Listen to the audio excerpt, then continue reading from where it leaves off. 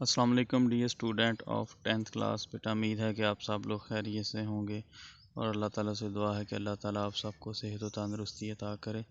बेटा आज के लेक्चर के अंदर जो हम स्टैटिक इलेक्ट्रिसिटी है इसके हैज़र्ड्स को डिस्कस करेंगे। इसके अंदर सबसे पहले जो हमारे पास हैज़र्ड आता है, जो ख़तरा या कह लें कि जो हमें इससे स्टैटिक इलेक्ट्रिसिटी की वजह से ख़तरात लाहक हो सकते हैं, तो उनमें सबसे पहला मज़हर जो है वो लाइटनिंग है, यानी बिजली का कड़कना। और ये जो फिनोमिना है ये एक नेचुरली अकरिंग है, यानी कि कुदरती तौर पर ये अमल होता है।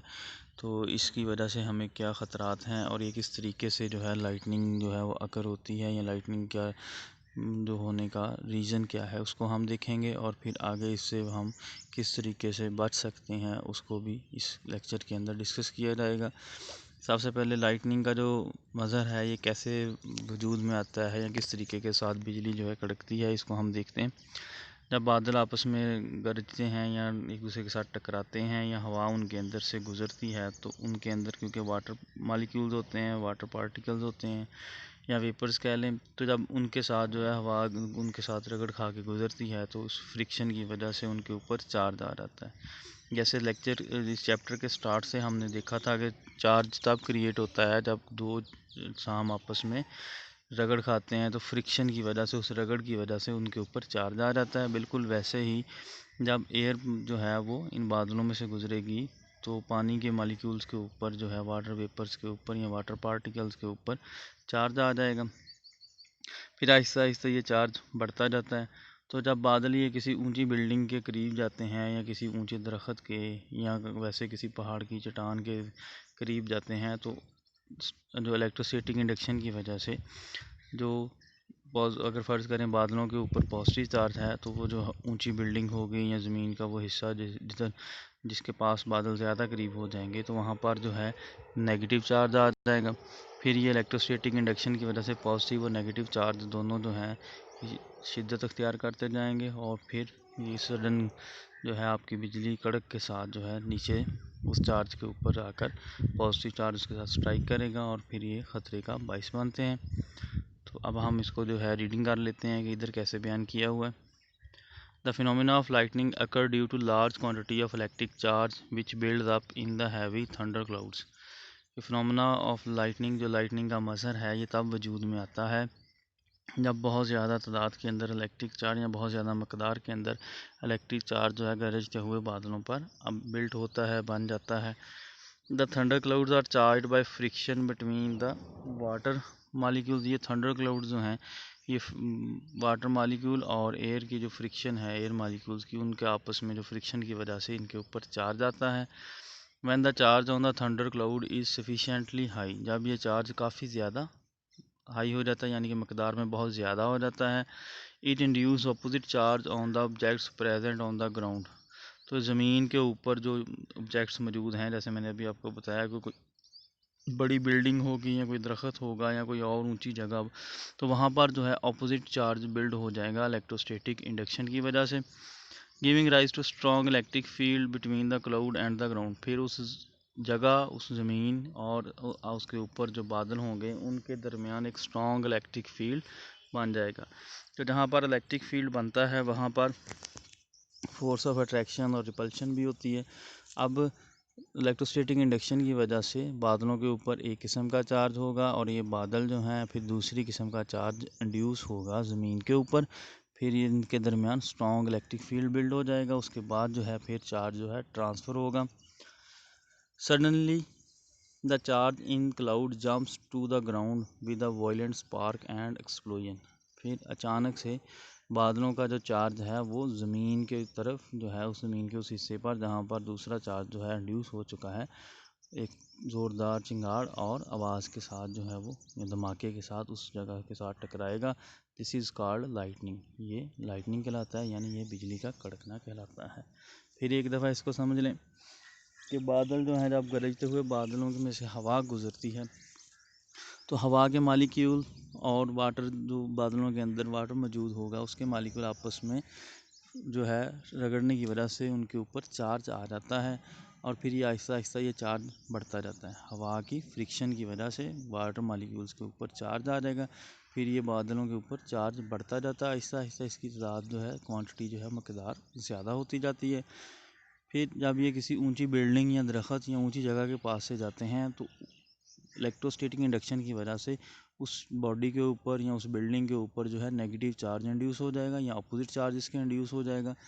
और फिर जब ये इनके दरमियान एक स्ट्रॉन्ग इलेक्ट्रिक फील्ड जो है वो बन जाएगा, और फिर पॉजिटिव चार्ज या जो भी चार्ज बादलों के ऊपर आप कंसीडर कर रहे हैं, पॉजिटिव या नेगेटिव, वो एक ज़ोरदार झटके या धमाके की शक्ल के अंदर जो है एक चमकदार एक्सप्लोजन की फॉर्म के अंदर या स्पार्क की फॉर्म के अंदर ज़मीन की तरफ गिरेगा, जिसको हम जो है फिर लाइटनिंग का नाम देते हैं।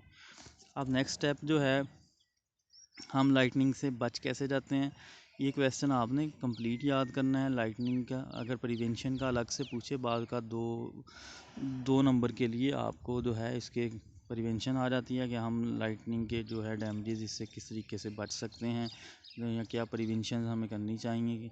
तो उसके लिए फिर ये वाला पैराग्राफ जो नीचे वाला है ये आप लिखेंगे।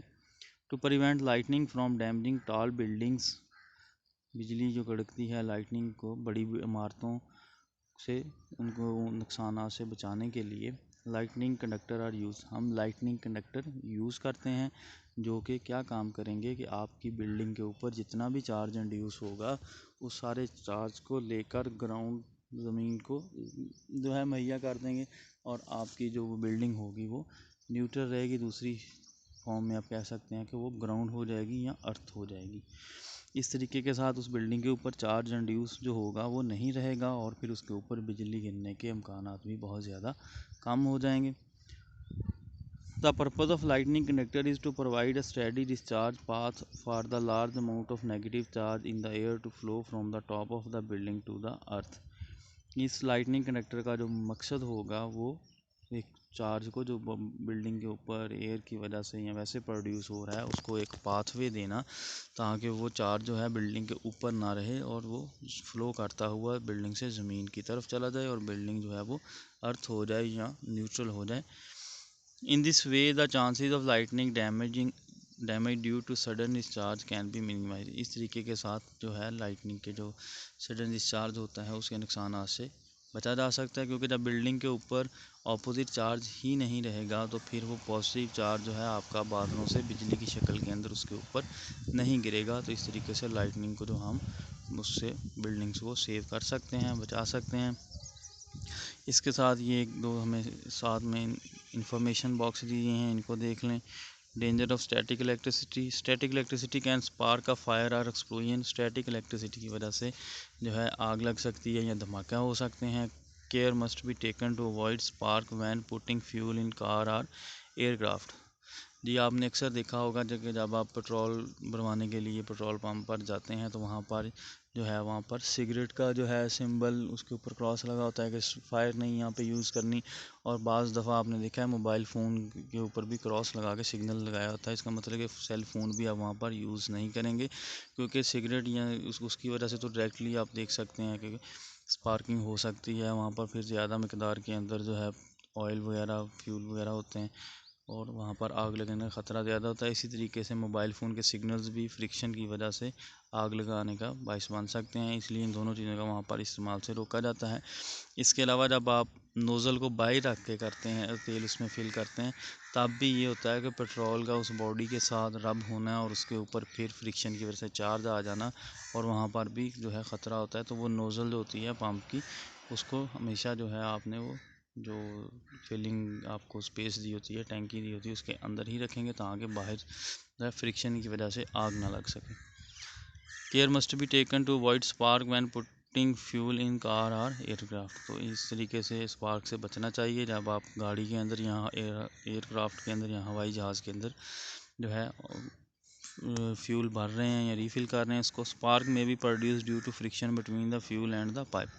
तो स्पार्क इस वजह से भी आ सकता है कि जो फ्यूल जो है पाइप के अंदर से जो फ्यूल बाहर निकल रहा है उसके ऊपर कोई चार्ज आ सकता है या स्पार्क क्रिएट हो सकता है, जिस can cause a serious explosion. इस वजह से बहुत ज़ोरदार धमाका भी हो सकता है। The spark can be avoided if the pipe nozzle is made to conduct by connecting an earthing strap to it. तो इस स्पार्क से बचने के लिए जो नोज़ल होती है पेट्रोल पंप की जो वो पेट्रोल फिल करने वाली मशीन की, उसको जो है अर्थिंग पाइप की मदद से अर्थ किया जाता है, ताकि इसके अंदर जो भी चार्ज या स्पार्क पैदा हो वो ग्राउंड हो जाए, न्यूट्रल हो जाए। The earthing strap connects the pipe to the ground. ये अर्थिंग स्ट्रैप जो होगी पाइप को ग्राउंड के साथ कनेक्ट करेगी। तो पाइप के अंदर या उसके नोज़ल के अंदर जितना भी चार्ज प्रोड्यूस होगा वो अर्थिंग वायर के साथ जो है वो ज़मीन को दे दिया जाएगा और वो न्यूट्रल हो जाएगा। इस तरीके से स्पार्किंग का जो ख़तरा है वो कम हो जाएगा और आपकी जो है गाड़ी या आपका जो सर्विस स्टेशन या कह लें कि आप पेट्रोल पंप वगैरह हैं वो सेव रहेंगे। इसके बाद फॉर योर इंफॉर्मेशन इसको और देख लेते हैं। The energy in lightning is enough to crack bricks and stone in unprotected buildings and destroy electrical equipment inside. कि जो आपकी लाइटनिंग होती है उसके अंदर इतनी ज़्यादा एनर्जी होती है कि ये आपके जो घर के जिन ईंटों से बनता है या पत्थर जो लगे होते हैं उनको जो है तोड़ने के लिए काफ़ी होती है, उनको ब्रेक करने के लिए उनमें दरारें आ जाती हैं और आपके घर के अंदर जितनी भी इलेक्ट्रिकल अप्लाइंस हैं उन सबको ये ख़राब कर देता है या उनको तबाह कर देता है। Each volt of lightning contain about 1000 million joules of energy. एक जो बिजली की कड़क है, एक जो वोल्ट जिसको कड़क का नाम देंगे, वो तकरीबन जो है 1000 मिलियन जॉल एनर्जी रखता है। This energy is enough to boil a kettle continuously for about 2 weeks. ये इतनी एनर्जी है कि हम जो है इसकी मदद से जो चाय की केटल कह लें या कोई और चीज़ कह लें आप, मतलब उसको 2 दिन तक उसको गर्म करने के लिए या बॉयल करने के लिए 2 हफ्तों तक इतनी एनर्जी काफ़ी होती है। A flash of lightning is brighter than 10 raise power 7 lightning bulb each of 100।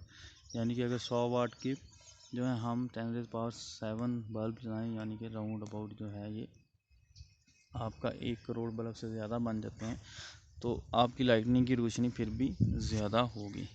नीचे दिया हुआ during flight body of an aeroplane gets charge as the aeroplane lands. This charge is transfer to the ground through the specially design tyres. जब आपका हवाई जहाज़ के अंदर सफ़र करते हैं तो एयर फ्रिक्शन की वजह से, हवा की वजह से आपके जो एयरक्राफ्ट होते हैं या जहाज़ होते हैं उनके ऊपर भी चार्ज आ जाता है और जैसे ही ये फिर जहाज़ ग्राउंड होते हैं, नीचे उतरते हैं, तो वो चार्ज जो है स्पेशल टायर्स की मदद से जो है नीचे पहुंच जाते हैं, ज़मीन को ग्राउंड हो जाते हैं।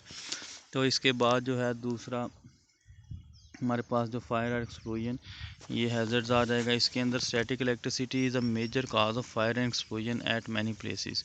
स्टैटिक इलेक्ट्रिसिटी जो है आग लगने का बायस बनती है बहुत सी जगहों के ऊपर जहाँ पर जो है धमाका या आग लग सकती है स्टैटिक इलेक्ट्रिसिटी की वजह से। अ फायर एंड एक्सप्लोजन में occur due to excessive build up of electric charge. कहीं अगर बहुत ज़्यादा मिकदार के अंदर चार्ज बिल्ड हो जाए तो स्टैटिक इलेक्ट्रिसिटी की वजह से वहाँ पर फिर आपका आग जल सकती है या फिर आप जो है वहाँ पर जो है धमाका हो सकता है। आपने अक्सर देखा होगा जो बड़े टैंकर्स जाते हैं जो जिनके अंदर ऑयल या फिर जो फ्यूल वगैरह को बस ऑयल या फ्यूल होता है, तो वो उसकी वजह से जो है आपके गैसोलीन ऑयल जो हैं या कोई और ट्रक वगैरह जो तेल को लेकर जाते हैं उनके बॉडी के ऊपर चार्ज आ जाता है। उस चार्ज को जो है ख़त्म करने के लिए या उसको ग्राउंड करने के लिए आपने देखा होगा इन बड़े बड़े टैंकर्स के साथ जो है इनके नीचे चेन वगैरह लगाई होती है, लोहे की चेन होती है जो ज़मीन के साथ रगड़ खाती है। अक्सर रात को आप देखते हैं वहाँ पर भी स्पार्किंग ज़मीन के ऊपर नज़र आती है, तो वो चेन्स या वो जो आपने जो मेटल की उसके अंदर जो है चेन टाइप चीज़ें लगी होती हैं वो की बॉडी का सारा चार्ज लेकर ज़मीन को मुहैया कर देते हैं, जिसकी वजह से जो है वहाँ पर फिर अगर स्पार्किंग वगैरह हो भी जाए तो आग लगने का ख़तरा कम हो जाता है। अ फायर एंड एक्सप्लोजन में occur due to excessive buildup of electric charge produced by friction. एक आग लग सकती है या जोरदार धमाका हो सकता है जब फ्रिक्शन की वजह से बहुत ज़्यादा चार्ज प्रोड्यूस हो जाए। Static electricity can be generated by the friction of the gasoline being pumped into vehicle or container। या तो स्टैटिक इलेक्ट्रिसिटी तब भी क्रिएट हो सकती है या ये धमाका हो सकता है या आग लग सकती है जब आप जो है आपके पेट्रोल वगैरह को पंप करके व्हीकल या कंटेनर के अंदर डाल रहे हों, तो तब भी जब पाइप में से पेट्रोल गुजरता है, मूव करता है, तो फ्रिक्शन की वजह से तब भी चार्ज आ जाता है और वहाँ पर भी धमाके का ख़तरा हो सकता है। It can also be produced when we get out of the car or remove an article of clothing। ज़ाहिर सी बात, जब हम अक्सर आपने सर्दियों में देखा है कि आप जो ऊन के कपड़े पहनते हैं या उनको जब आप उतारते हैं तो उनके ऊपर जो रेशे हैं वो ऊपर की तरफ खड़े होते हैं, और उनके साथ अगर आप जो है हाथ लगाएं तो आपको चार्ज टाइप चीज़ फील होती है। तो वो फ्रिक्शन या जब कपड़े उतारने के दौरान जो फ्रिक्शन क्रिएट होगी तो वो आपको फील होगा। उसके बाद जो है वो गाड़ी से उतरते हुए उसके अपने दरवाज़ा खोलते हैं, बंद करते हैं, जिधर भी फ्रिक्शन आ रही है, आप रगड़ हो रही है, वहाँ पर चार्ज प्रोड्यूस हो जाएगा। Static charge are dangerous. तो फिर ये स्टैटिक चार्जेस जो हैं, जो खासकर फ्रिक्शन की वजह से क्रिएट होते हैं, ये काफ़ी ज़्यादा ख़तरनाक होते हैं। If static charges are allowed to discharge through the areas where there is a petrol vapours और फायर कैन अकर। अगर इन स्टैटिक चार्ज को इन ऐसे एरियाज़ में जहाँ पर पेट्रोल वगैरह फ्री हो, खुला हुआ हो, तो वहाँ पर ये आग लगने का, फायर एक्सप्लोजन का बायस बन सकते हैं, धमाका हो सकता है। तो उन जगहों पर जहाँ पर खुला फ्यूल हो या वाटर, आपने देखा है पेट्रोल पंप के अंदर आपको स्मेल आती है, जैसे ही आप इंटर होते हैं तो पेट्रोल की स्मेल आ रही है, इसका मतलब है कि वो पेट्रोल वेपर्स की फॉर्म के अंदर वहाँ एटमॉस्फेयर में भी मौजूद है। तो इसलिए जब कभी भी वहाँ पर जाएं या इंटर हो, ख़ासकर आग जलाना नहीं है। अगर कोई वहाँ पर सिगरेट भी पी रहा है तो आप अपने साथ, बड़ा भी है उसको भी मना करें कि ये आप पेट्रोल पंप पर आ गए हैं तो यहाँ पर एयर के अंदर भी जो है वाटर, जो उसके पेट्रोल के वेपर्स होते हैं, तो वहाँ पर भी जो है आग लग सकती है, कोई धमाका हो सकता है। तो इन चीज़ों का ख्याल रखना चाहिए। तो स्टैटिक इलेक्ट्रिसिटी के यहाँ पर दो हैज़र्ड्स हैं, फायर एंड एक्सप्लोजन और लाइटनिंग। बेटा ये लास्ट टाइम पेपर के अंदर इन ये दो हैज़र्ड्स और इससे जो पीछे हमने टॉपिक पढ़ा था एप्लीकेशन ऑफ स्टैटिक इलेक्ट्रिसिटी, ये भी लॉन्ग क्वेश्चन के अंदर जो है पूछा गया था। वैसे हमने एयर क्लीनर पढ़ा था और उसके बाद जो है कार स्प्रे पेंटिंग वाला टॉपिक पढ़ा था। तो इनको आपने सारा सारा याद करना है। अगर शॉर्ट में 2 नंबर में भी आ जाए तो कोशिश करें आप ज़्यादा से ज़्यादा लिखें, ताकि आपको नंबर ना आपके काटे जा सकें। वैसे ये लॉन्ग क्वेश्चन में भी आएगा तो इसमें ये दोनों टॉपिक फिर आपको लिखने पड़ेंगे और कंप्लीट लिखने पड़ेंगे। तो कोई चीज़ इनमें से छोड़ने वाली नहीं है। इनको अच्छे तरीके से याद करिएगा। अगर अभी भी किसी चीज़ की समझ नहीं आई तो आप मेरे से पूछ सकते हैं। इसके बाद जो है हमारा नेक्स्ट जो है MCQs आ रहे हैं, एक्सरसाइज शुरू हो रही है। इसको जो है MCQs को भी हम भी देख लेते हैं, इसी के साथ एक्सरसाइज का स्टार्ट भी हो जाएगा। Choose the correct answer from the following choices. इसमें से हमने करेक्ट आंसर बताना है। A positive electric charge attract other positive charge, repel other positive charge, attract a neutral charge, repel a neutral charge. एक positive electric charge जो होगा ये दूसरे पॉजिटिव चार्ज को रिपेल करेगा, तो इसका आंसर जो है वो बी आएगा, repels other positive charge. An object gain excess negative charge after being rubbed against another object which is neutral, negatively charged, positively charge. एक ऑब्जेक्ट के ऊपर जो है काफ़ी ज़्यादा नेगेटिव चार्ज आ जाता है, अगर हम उसको किसी दूसरे ऑब्जेक्ट के साथ रब करें तो इसका मतलब है कि दूसरे ऑब्जेक्ट के ऊपर कौन सा चार्ज होगा, वो न्यूट्रल होगा, पॉजिटिव चार्ज होगा, नेगेटिव चार्ज होगा, यहाँ पे कोई भी हो सकता है A B C।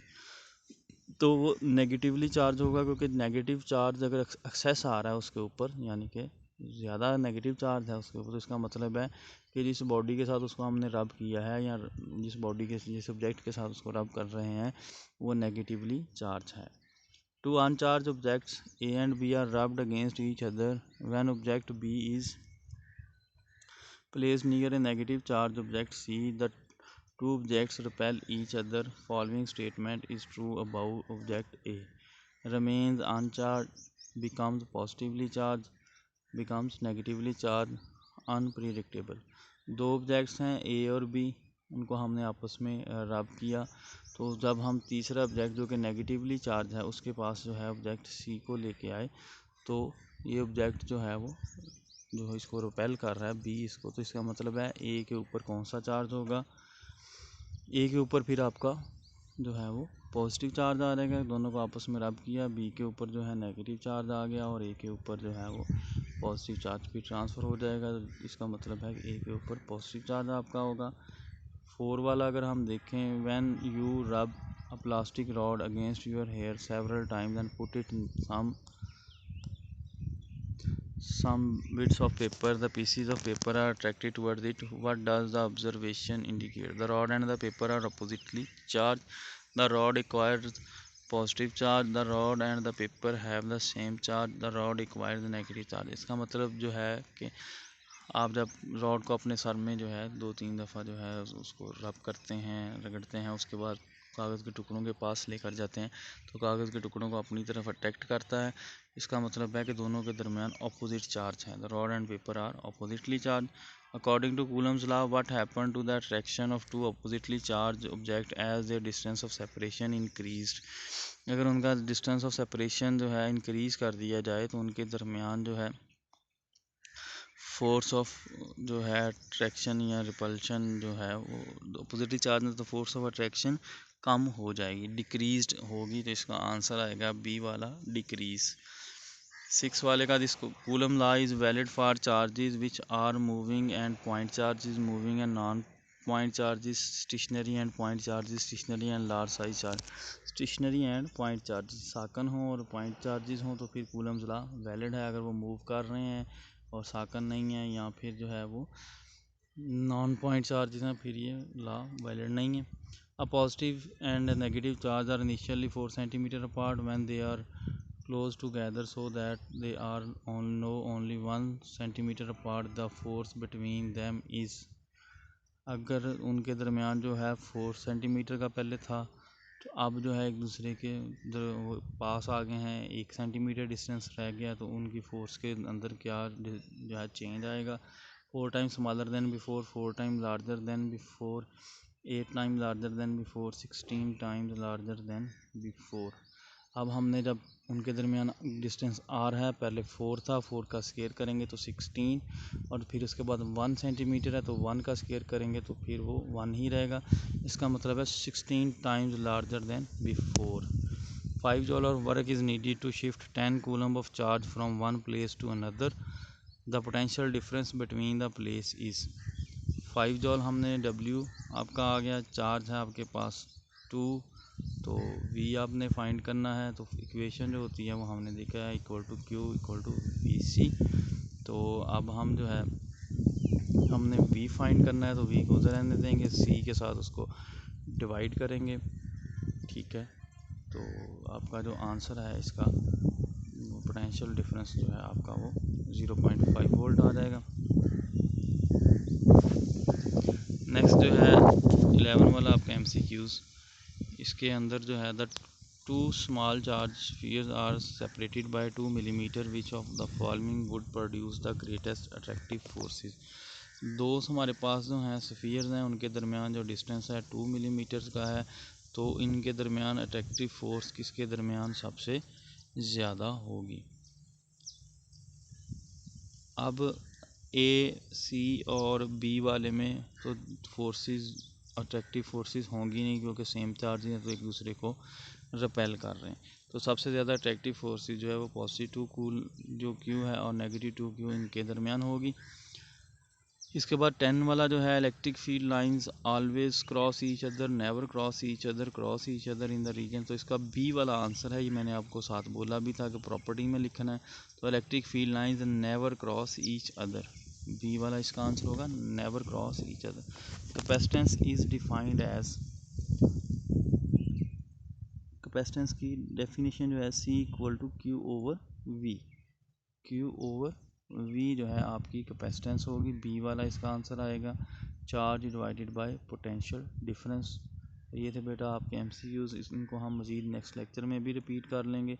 अगर किसी की समझ नहीं आपको आई तो आप मेरे से रब्ता कर सकते हैं। अल्लाह हाफ़िज़।